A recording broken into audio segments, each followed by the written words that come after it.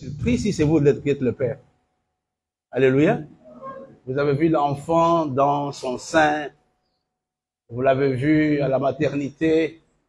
Et vous le voyez aujourd'hui avec la barbe, avec les enfants. Et vous êtes surpris. C'est toujours l'impression que j'ai quand les pasteurs travaillent. Je dis, mais ils apprennent tout ça où? Alléluia. Donc quand ils travaillent, j'ai dit, mais Seigneur, il fait un travail extraordinaire avec eux. Donc nous voulons dire merci au pasteur Clarisse pour la modération de tout à l'heure et au pasteur Eddy pour l'exhortation de tout à l'heure. Avant de passer à la parole de Dieu, j'aimerais qu'on prenne ensemble, en étant debout bien sûr, les livres de Genèse chapitre 8. Merci parce que les pasteurs nous ont déjà conduits là-dessus. Mais on va lire ensemble dans le livre de Genèse chapitre 8. On lira un seul verset, le verset 5. Ensemble et à haute voix. Genèse chapitre 8, verset 5. Si vous l'avez trouvé, on va les lire ensemble. Je vous prie de vous lever s'il vous plaît. C'est que le peuple, bien sûr.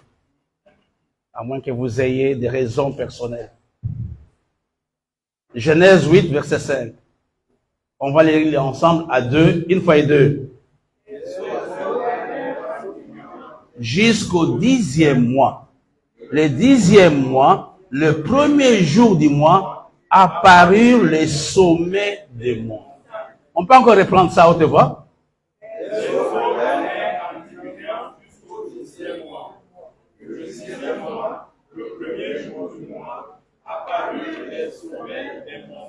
C'est ce que nous allons faire. Je crois que nous connaissons l'histoire des déluges. Mais la Bible nous dit qu'au premier jour du 10e mois, les sommets des montagnes.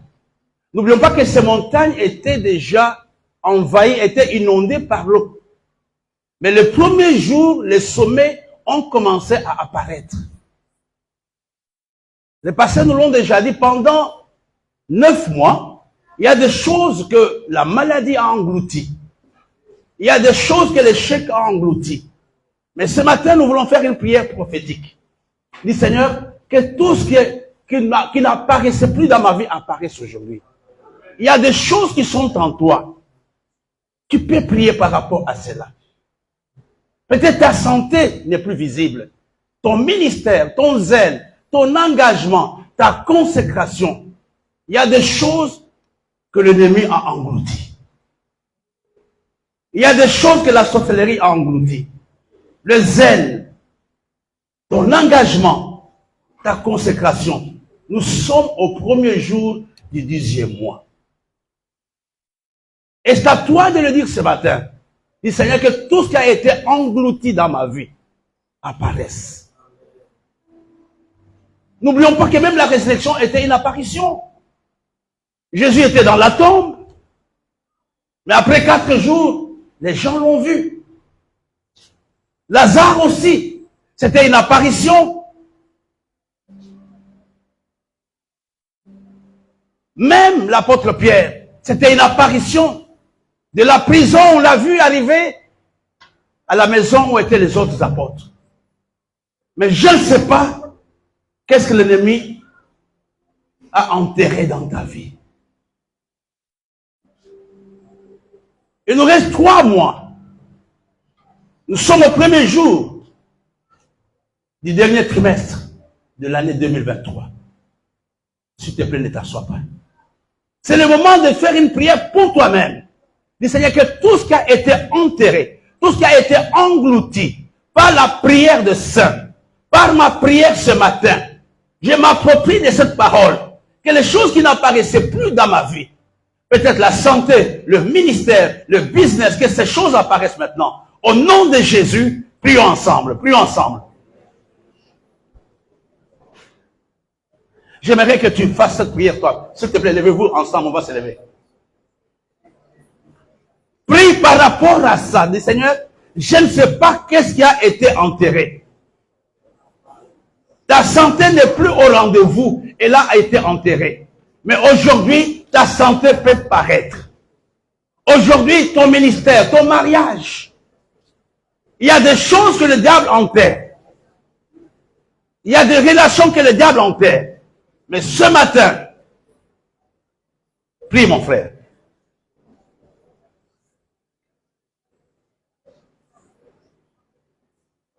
Par des courtes prières, je vous demande de passer Clarisse et passer une ligne de prière.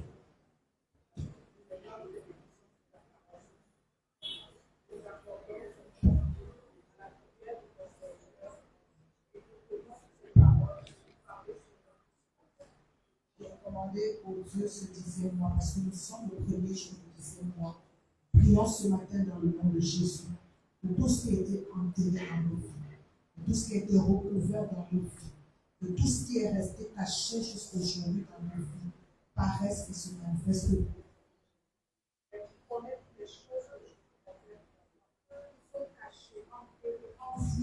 Nous prions ce matin, Seigneur, en accord avec ta parole. Seigneur, dans ce dixième mois, premier jour du dixième mois, que les grâces soient manifestes. Que les grâces soient manifestes. Que les grâces soient manifestes. Que les dons, les talents soient manifestes. Que les opportunités qui nous étaient cachées soient manifestes. Que les aides et destinées que tu nous as données, qui nous étaient cachées, soient manifestes. Seigneur, que la force, Seigneur, dans nos vies soit manifeste au nom de Jésus. Père, nous prions ce matin pour la manifestation, Seigneur, de tout ce que tu nous as donné, qui est resté caché jusqu'aujourd'hui au nom de Jésus. Amen. Père, au nom de Jésus, nous continuons à proclamer, Seigneur, la manifestation de nos destinées. Nous continuons à proclamer la manifestation, Papa, de tout ce que tu nous as donné au nom de Jésus. Nous continuons à proclamer, Seigneur, la manifestation, Seigneur, de notre santé, de nos dons, de nos talents, de nos opportunités. Nous déclarons ce matin au nom de Jésus que rien ne restera enterré, parce que celui qui a ressuscité les morts, qui est sorti vainqueur de la tombe, vit en nous, marche avec nous, Seigneur. C'est pourquoi nous proclamons la manifestation, la résurrection, Seigneur, la manifestation visible, palpable, Seigneur, de tout ce que tu nous as donné par ta grâce, au nom de Jésus. Amen. Avant que le révérend Boule ne prie aussi, la Bible n'a pas dit que ce sont les sommets qui ont apparu. Plutôt, ce ne sont pas les montagnes, mais les sommets. Les sommets apparus. Une autre prière que nous allons faire, on a déjà prié par rapport à cela, c'est détruire dans l'église toute forme d'anonymat. Détruire toute forme de médiocrité. Et prier que Dieu nous fasse la grâce d'avoir accès à l'excellence. Que tu brilles. Là où il y a 1000, que tu sois parmi les 1000 qui brillent. N'accepte plus d'être enterré. Ce matin, nous allons prier pour maudire dans l'église, dans nos vies pendant cette saison, toute forme de médiocrité, toute forme de bassesse. Et nous allons proclamer l'excellence dans nos vies et dans l'église. Au nom de Jésus, prions ensemble.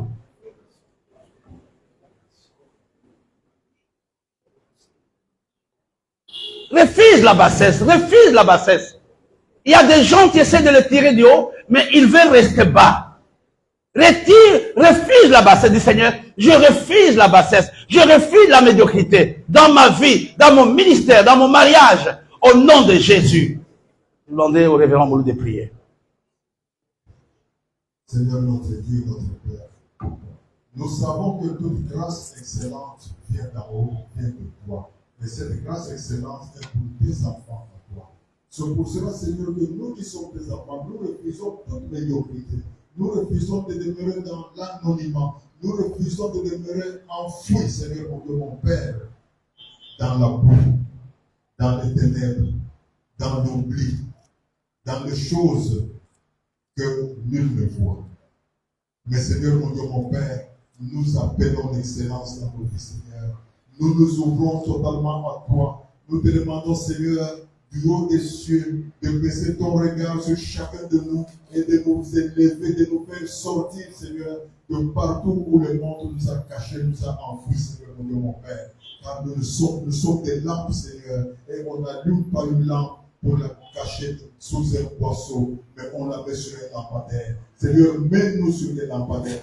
Mets cette église sur un lampadaire, Seigneur, qu'elle puisse éclairer tout autour d'elle, Seigneur, qu'elle puisse être vue de très loin, Seigneur, et qu'elle puisse attirer, Seigneur, mon Dieu, mon Père, le descendre autour d'elle. Seigneur, de la même façon que le phare attire le bateau qui sont encore très loin, Seigneur, de la même façon que cette église attire des âmes qui sont très loin et que ces âmes viennent, Seigneur, pour t'adorer, pour communier avec toi dans ce lieu. Au nom de Jésus. Amen. Amen. Encore une fois de plus, bienvenue à ces services. Et nous sommes dans la joie ce matin de partager la parole de Dieu. Quand le pasteur Clarisse nous a donné les textes de tout à l'heure dans les Jean, j'étais obligé de réajuster un tout petit peu mon message. Mais les thèmes et la pensée sont la même. Les thèmes sur lesquels je voudrais parler avec vous en quelques minutes, je l'ai intitulé « La saison des bonnes choses de la fin ». La saison, disons ensemble, la saison des bonnes choses de la fin.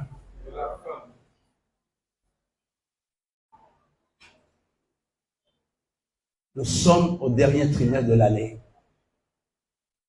Nous sommes un peu comme au noces de Cana, où nous voulons vraiment vivre de bonnes choses.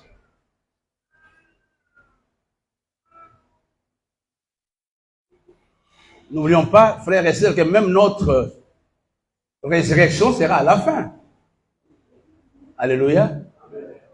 Si vous connaissez Dieu, vous allez comprendre que les bonnes choses, il les garde pour la fin. Et c'est ça la prière que j'aimerais qu'on nous ayons ce matin, pendant ces services. Je ne sais pas qu'est-ce que tu n'as pas pu avoir au premier trimestre, au second trimestre, au troisième trimestre, mais je prie, comme le pasteur nous l'a dit tout à l'heure, que Dieu nous fasse du bien pendant les derniers trimestres. Mon message sera beaucoup plus pragmatique. Il y a un texte que nous connaissons, pasteur Edith peut m'aider, dans le livre de Ésaïe chapitre 54. Nous lirons du verset 1 jusqu'au verset 4 d'abord. Je vous donnerai des principes. Ce n'est pas un enseignement livresque, mais c'est beaucoup plus pratique. Ésaïe chapitre 54, verset 1 à 4.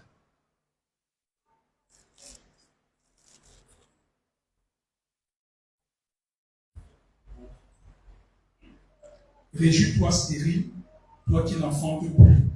Fais éclater ton allégresse et ta joie, toi qui n'as plus de douleur. Car les fils de la délaissée seront plus nombreux que les fils de celle qui est mariée, dit l'Éternel. Élargis l'espace de ta tente, qu'on déploie les couvertures de ta demeure, ne retiens pas, allonge tes cordages et affermis tes pieux, car tu te répandras à droite et à gauche. Ta postérité envahira les nations et peuplera les villes désertes. Ne crains pas, car tu ne seras point confondu. Ne rougis pas, car tu ne seras pas déshonoré, mais tu oublieras la honte de ta jeunesse et tu ne te souviendras plus de l'opprobre de ton veuvage. Je continue, s'il te plaît. Car ton Créateur est ton époux, l'Éternel des armées est son nom, et ton Rédempteur est le Saint d'Israël. Il se nomme le Dieu de toute la terre. Car l'Éternel te rappelle comme une femme délaissée et au cœur attristé, comme une épouse de la jeunesse qui a été répudiée, dit ton Dieu. Quelques instants, je t'avais abandonné, mais avec une grande affection, je t'accueillerai. Dans un instant de colère, je t'avais un moment dérobé ma face, mais avec un amour éternel, j'aurai compassion de toi, dit ton Rédempteur éternel. Il en sera pour moi comme des eaux de Noé. J'avais juré que les eaux de Noé ne se répandraient plus sur la terre. Je jure de même de ne plus m'irriter contre toi et de ne plus te menacer. Quand les montagnes s'éloigneraient, quand les collines chanceleraient, mon amour ne s'éloignera point de toi, et mon alliance de paix ne chancellera point, dit l'Éternel qui a compassion de toi. Monsieur Pasteur, je pense que nous avons déjà suivi plus d'une fois des prédications liées à ce texte, la saison des bonnes choses de la fin. On nous parle d'une femme qui était délaissée, une femme qui était abandonnée, une femme qui avait enfanté à un certain moment, mais après cette femme n'a plus enfanté. Et là, Dieu apparaît à cette femme. Qu'est-ce que Dieu lui dit? Réjouis-toi, stérile, toi qui n'enfantes plus. Regardez, ce que Dieu demande à cette femme était en contradiction avec la réalité dans laquelle cette femme se trouvait.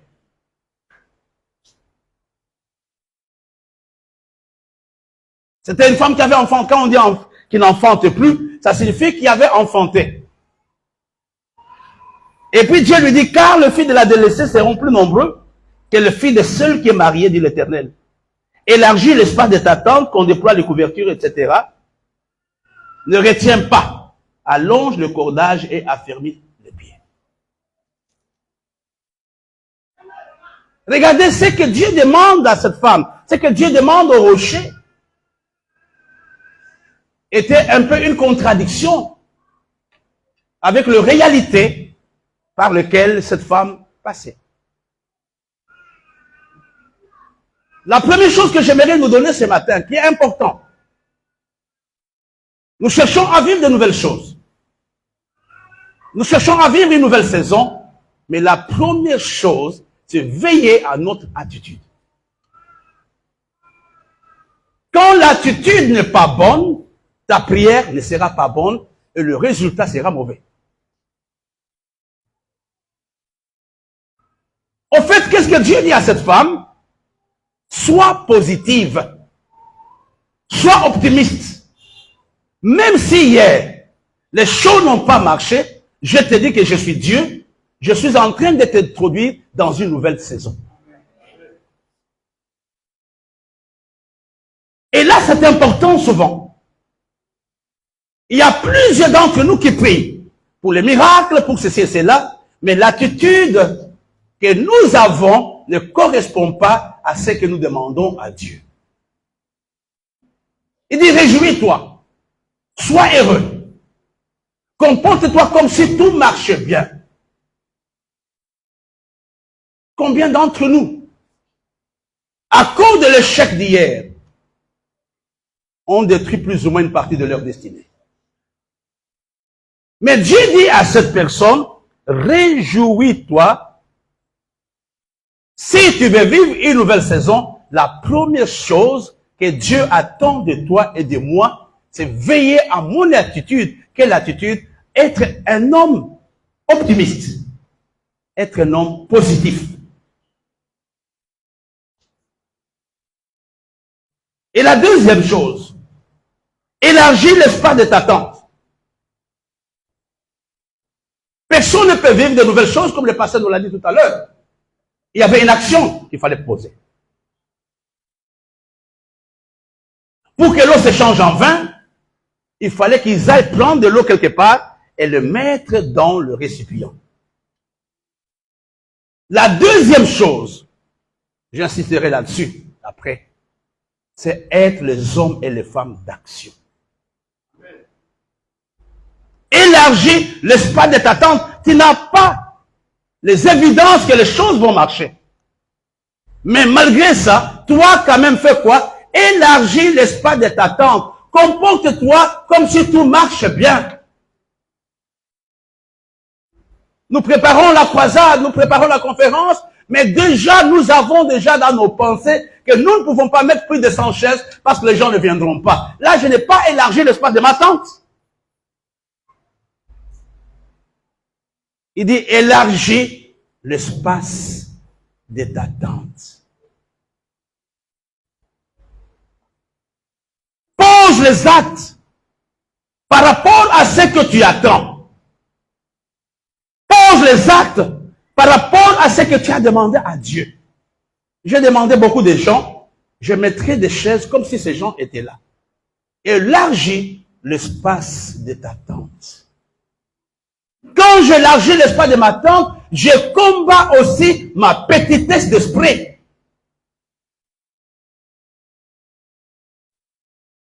Il y a des gens, mes bien-aimés, qui sont grands par la taille, mais petits dans leur esprit et petits dans leur façon de faire. Il dit, élargis l'espace de ta tente. Vous savez, quand Dieu veut t'introduire dans une nouvelle saison, les actes qu'il va te demander sont souvent illogiques. Si aujourd'hui il dit que nous allons chercher 100 chaises pour mettre dehors, les gens qui vont passer disent, mais le bishop est devenu fou. On n'arrive même pas à remplir la salle, mais comment on va mettre avec les chaises dehors? C'est ce que Dieu avait demandé à cette femme. Pose les actes par rapport à ce que tu attends de la part de Dieu. Pose des actes par rapport à ce que tu veux que Dieu fasse. C'est ça la foi, on nous a enseigné la foi mercredi. J'ai des problèmes avec certaines personnes que j'aime bien. Ils parlent de la foi, mais dans le vrai, dans le vécu quotidien, ce sont des incrédules. Ils ne s'attendent rien de Dieu. Et qui ne croient même pas que Dieu est capable de le faire. Les gens qui marchent avec moi le savent. Que la plupart des choses que je pose comme actes, ce sont les actes de foi. Je ne sais pas comment ça va se passer, mais je fais confiance au Seigneur. Et dans la plupart des cas, ça marche. Il y a quelque chose que j'aimerais vous donner avant de revenir à l'action. Il dit, ne retiens pas. Mais dans la version Louis Egon, on dit, paye le prix.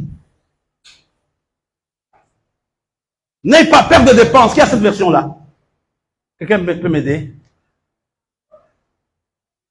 Ne retiens pas. Mais la version dit, paye le prix ou ne calcule pas les dépenses. Qui peut m'aider? Quelle version? Prenez une autre version que Louis Egon. Voilà.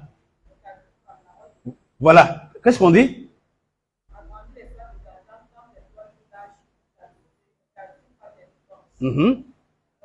Voilà. Une autre chose, pour un homme qui veut vraiment vivre une nouvelle saison, il doit être prêt à payer Marie des sacrifices.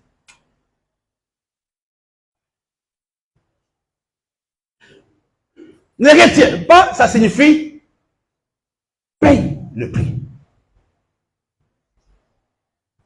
Tu ne peux pas être grand si tu passes ton temps à calculer. Tu ne peux pas être grand si tu te poses la question avec quoi tu vas payer.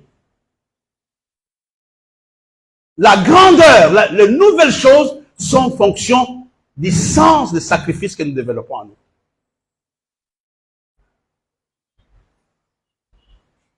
Tous ceux-là que vous connaissez qui sont devenus grands, à un moment de leur vie, ont payé le prix. Nous connaissons les martyrs de l'indépendance, que ce soit ici ou ailleurs, ces gens ont payé le prix de leur vie. Ont payé le prix de leur facilité. Ont payé le prix de leur confort. Ont payé le prix de leur réputation. Ont payé le prix de leur aisance. La foi suppose être capable de consentir un sacrifice. Et quand tu n'es pas prêt à consentir un sacrifice, comment sauras-tu voir que Dieu est en train d'agir dans ta vie? Si toi, tu connais déjà le résultat, si tu as déjà tout calculé à 1 franc près, quel Dieu peut te bénir à 1 franc près? Les nouvelles choses supposent aussi les sacrifices. Les nouvelles choses supposent les sacrifices. Et sans sacrifice, mon frère, même dans la vie de tous les jours, tu ne peux rien avoir de Dieu si tu n'es pas prêt à payer le sacrifice. Mais j'aimerais vous montrer quelque chose qui est très important. Qui suit ce que j'ai dit ce matin? Il y a une arme très subtile que le diable utilise pour nous empêcher de vivre de nouvelles choses. Qui peut me donner cette arme? Hein? Olive, Charlotte, Marie, Bonheur. Où est Gloire? Il est malade? Pas vraiment.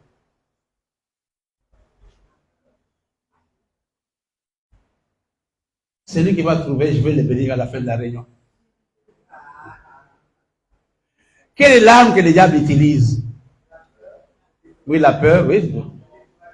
Découragement, c'est tout ça, c'est bien, Marie. Quelle arme? Les doutes. Tout ce qui vous est très bon, vous êtes des bons étudiants.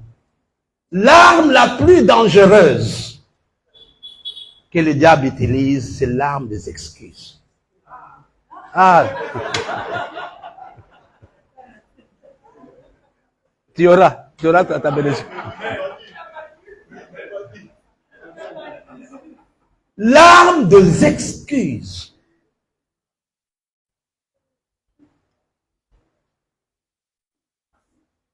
Mes frères, la vie de certaines personnes n'a pas pu s'épanouir parce que ils ont utilisé les excuses.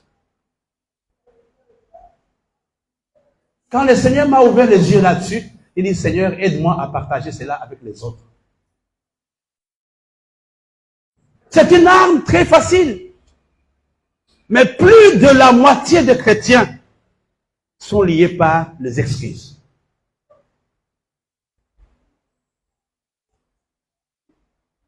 Vous savez, les excuses, je peux les définir comme étant de petits mots, des petites phrases, des petites convictions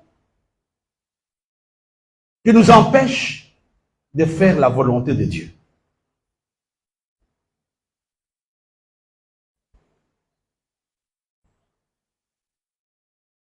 Frère, c'est quelque chose que mon pasteur m'avait dit il y a quelques années.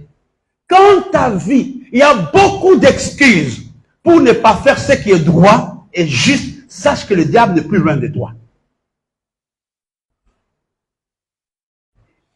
Les excuses ne sont pas illégitimes.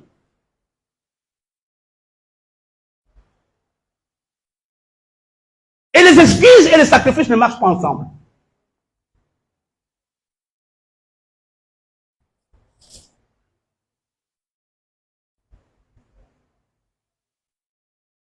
Même le monde est entré dans le péché par les excuses. Quand Dieu apparaît à Adam, il a dit, qui t'a dit que tu es nu? Il n'a pas dit, bon, j'ai mal fait. Il a dit, la femme que tu m'as donnée. Il s'est excusé.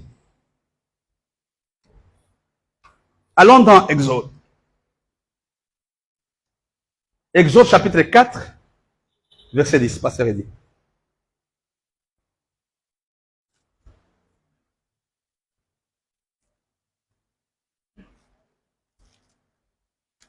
Moïse dit à l'Éternel, ah Seigneur, je ne suis pas un homme qui ait la parole facile, et ce n'est ni d'hier ni d'avant-hier, ni même depuis que tu parles à ton serviteur, car j'ai la bouche et la langue embarrassées. J'aimerais vous poser la question, frère. Est-ce que les excuses de Moïse étaient valables? Parce que là, c'était valable? La plupart des excuses que nous donnons sont toujours légitimes. Je ne serai pas à l'église, j'ai déjà un programme chargé. Je ne serai pas ceci parce que j'ai déjà ça à faire. Sache que quand dans ton cœur, dans ta vie, il y a beaucoup d'excuses, le diable te cherche.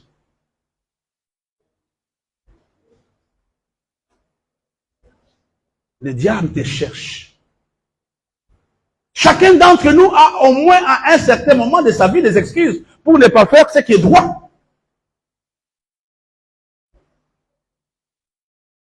Pour ne pas venir à l'église. Pour ne pas donner. Pour ne pas chanter. Pour ne pas aider.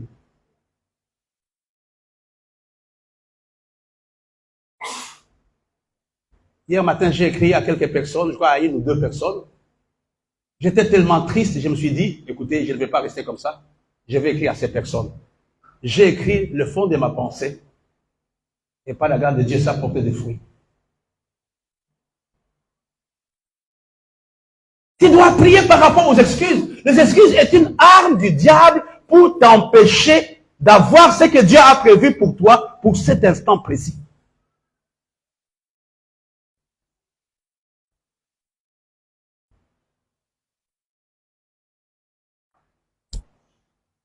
Frères et sœurs, j'ai vu quelques personnes qui ont payé leur dîme. Ils ont toutes les raisons pour ne pas payer leur dîme. Ils ont peut-être le loyer qui n'est pas payé. Ils ont la scolarité. Ils ont les parents malades. Mais pourquoi ils ont payé leur dîme? Est-ce que vous me suivez d'abord? J'ouvre une parenthèse. Dans ta relation de tous les jours, quand il y a beaucoup d'excuses pour ne pas faire ce qui est droit, sache que tu es en train de détruire la relation.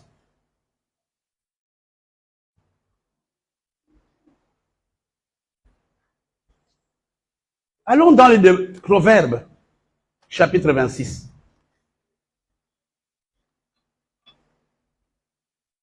Proverbes, chapitre 26. Je trouverai les textes tout à l'heure.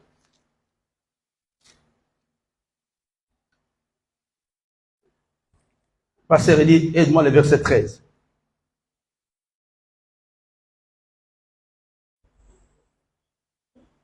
Le paresseux dit, il y a un lion sur le chemin, il y a un lion dans les rues. Reprends, frère. Le paresseux dit, il y a un lion sur le chemin, il y a un lion dans les rues. Et quelle est la conséquence? Hein? Je ne sors pas. Parce qu'il y a un lion sur les chemins. Parce qu'il y a un lion dans les rues. Je ne sors pas. Je reste à la maison.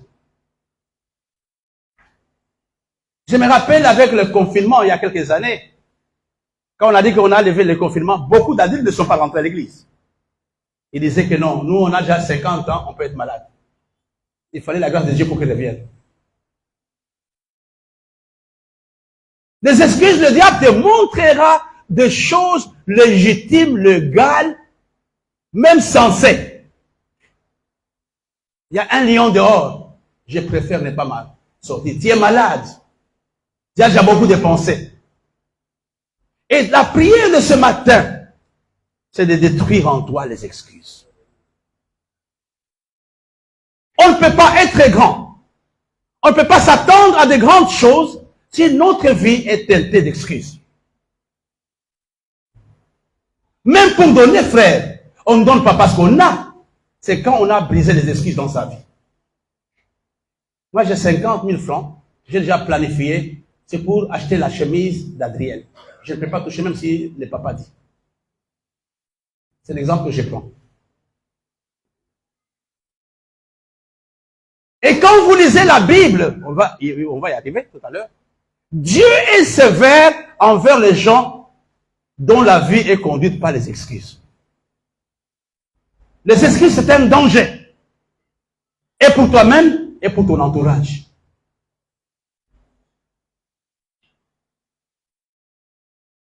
Allons dans le livre de Luc, chapitre 14.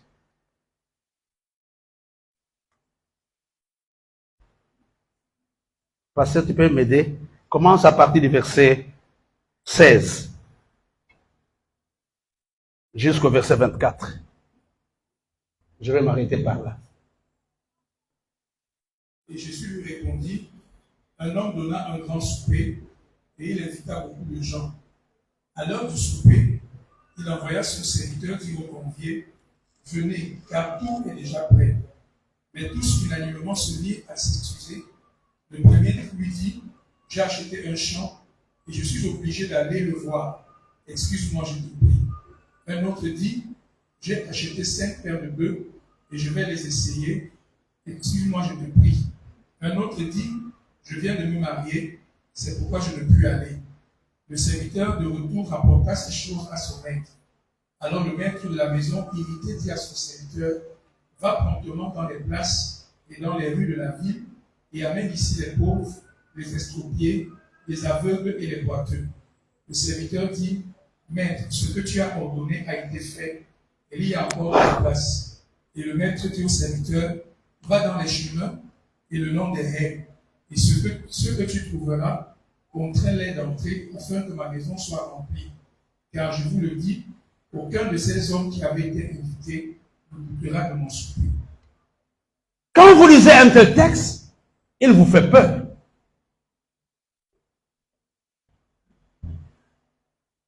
Alléluia. La Bible nous parle de quelqu'un qui avait fait un repas. Il n'a pas appelé tout le monde, il avait appelé les gens qu'il aimait.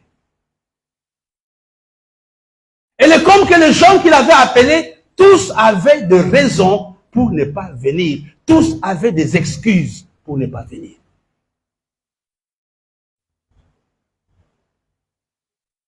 En principe, pas en principe, généralement, on catégorise les excuses en 3 groupes. Le premier groupe, les excuses liées à notre profession.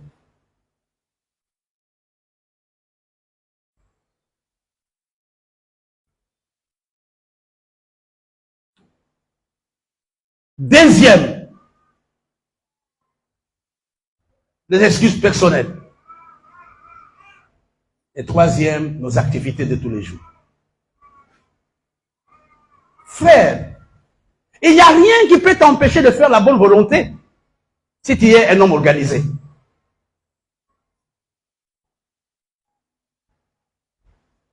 Il appelle les gens, venez. Le premier dit, non, j'ai acheté un champ, je dois aller le voir. Est-ce que ces champs devraient être visités ce jour-là? Ou le fait qu'il soit venu aller mettre les champs en péril? Je ne pense pas. Un autre dit, je viens de me marier, je ne peux pas aller.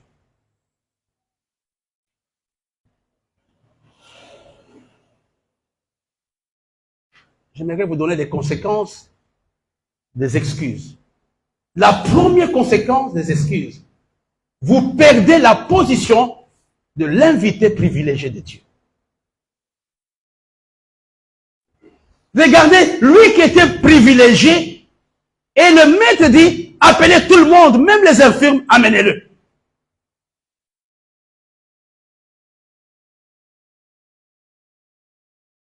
Il y a des choses qui ne seront pas valables demain, mais qui sont valables aujourd'hui.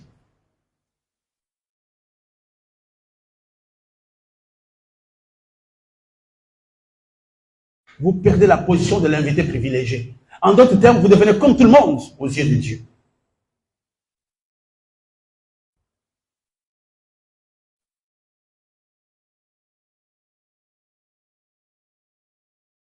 Et quand nous sommes honnêtes avec nous-mêmes, la plupart des excuses que nous donnons ne sont même pas valables. On parle d'un monsieur, je vais vous raconter l'histoire, qui avait perdu sa maman qui était morte. Mais il n'y avait pas l'argent pour l'enterrement, c'était compliqué. Lui était ancien à l'église. Et il y avait un programme à l'église. Il a dit, je vais quand même aller voir.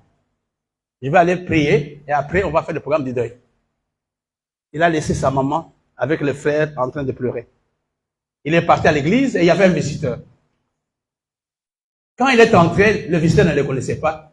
Il a dit, frère, tu as laissé un deuil à la maison. À ton retour, il y aura un miracle.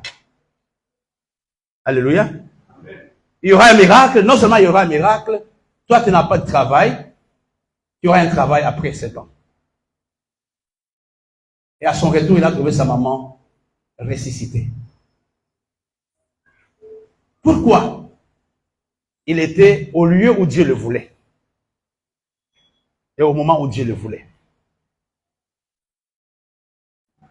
Les excuses est un signe qu'il n'y a plus de priorité dans votre vie. Vous perdez votre position d'invité privilégié. Et deuxièmement, il n'y a plus de priorité dans votre échelle de valeur.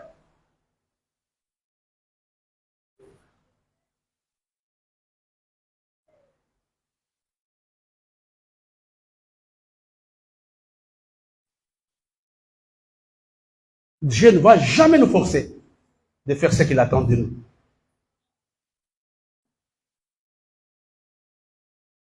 Une vie d'excuses. C'est une vie qui n'est pas très loin de la vie du monde.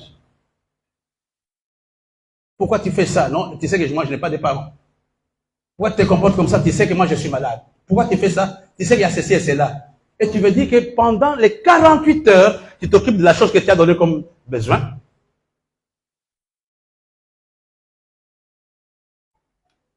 Il y a une sœur, une de mes filles, qui s'appelait, comment elle s'appelle encore? Linda. Elle était responsable des jeunes à Batié. Non, comment on l'appelle? À Bouddha. La dernière année, elle ne venait plus à l'église. Même les cours, elle ne faisait plus. Ce que j'ai dit, elle peut me suivre et beaucoup de gens connaissent ce témoignage. Avant la fin de l'année, Dieu me dit, elle n'aura pas le bac. Elle était super intelligente. Et quand sa maman m'a appelé pour me dire, Linda n'a pas eu le bac, je lui ai dit, je m'y attendais. Elle était un peu fâchée, mais après, elle m'a donné raison. La deuxième année, elle savait concilier entre son temps et l'église. C'était le meilleur résultat de toute la province de l'Ouest. Et pour le moment, elle est aux États-Unis.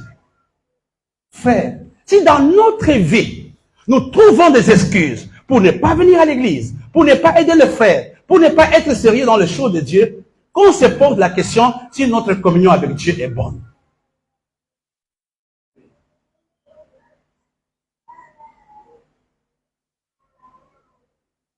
Qu'on se pose cette question.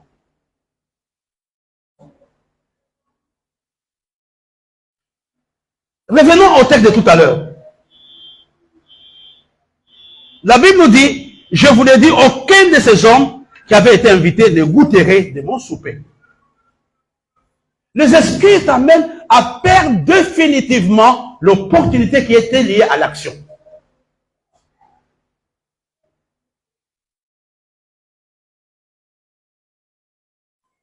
Parce que le vêtement ne peut pas revenir deux fois.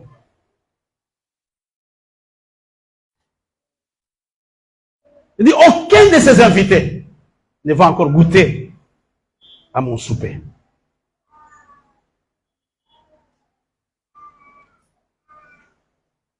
Ce matin, notre prière, c'est de dire, Seigneur, aide-nous à ne pas être une excuse, être une église qui n'est pas liée par les excuses.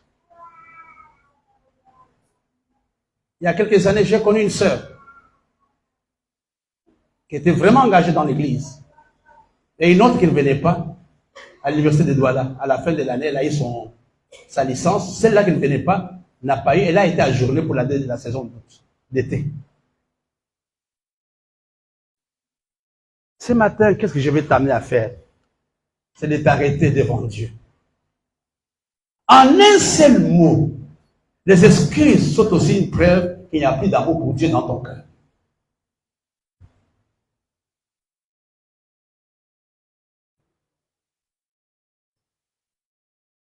Quelle raison peux-tu donner, toi qui es pasteur, pour ne pas prendre part aux activités de l'église? Toi qui es ancien, quelle raison peux-tu donner, à moins que tu ne saches pas c'est quoi être ancien? Et si tu sais que tu es un pilier qui doit contrôler le déroulement du culte,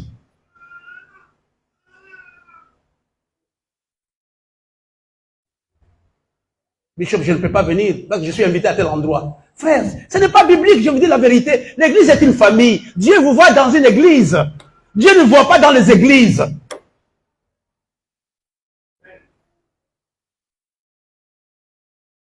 Nous sommes une famille.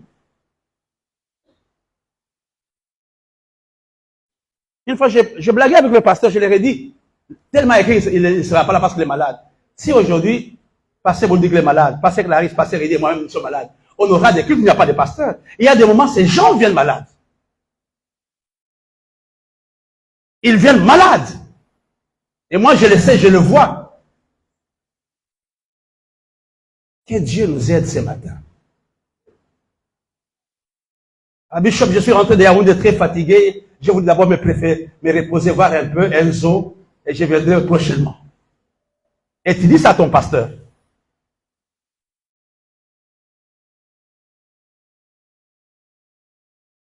L'église n'est pas un ensemble de gens qui n'ont rien à faire. Mais ce sont qui ont sacrifié leur temps pour venir. Leur énergie, leur argent. Pour venir. Même pour donner.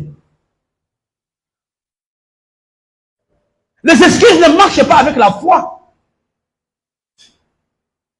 La foi et les excuses ne marchent pas ensemble.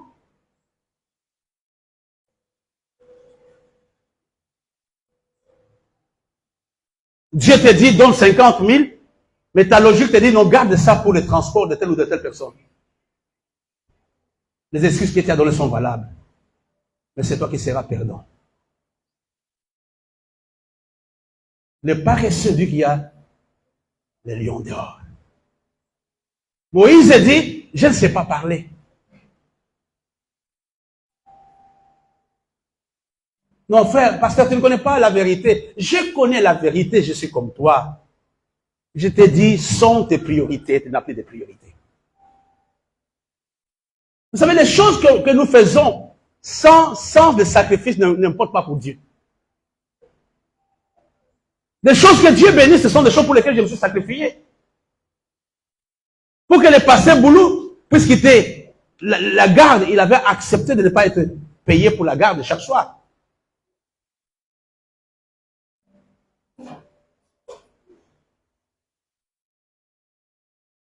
Jusqu'au bout, je vais te suivre, je n'ai pas de choix, Seigneur. Même si je suis malade, je préfère mourir avec le micro à la main que mourir en regardant la télé.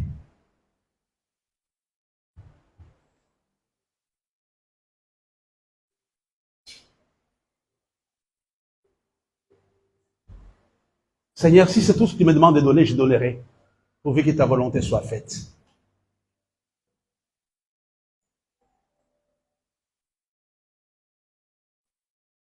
Les excuses. Les excuses nous amènent à avoir une vie de compromission.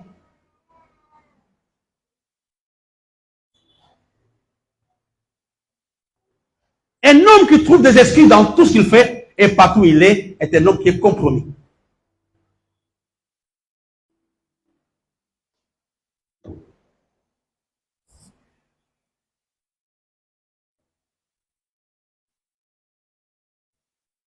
Il n'y a pas d'amen ce matin. Amen. Vous êtes tellement sérieux.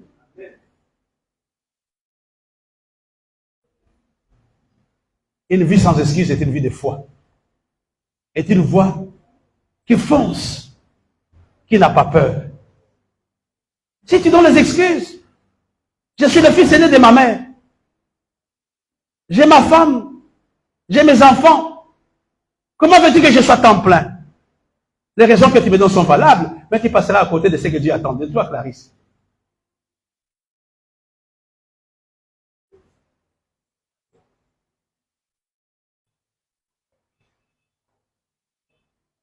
Je voudrais vraiment ce matin que nous baissions nos têtes. Tu veux être grand? Condamne les excuses dans ta vie.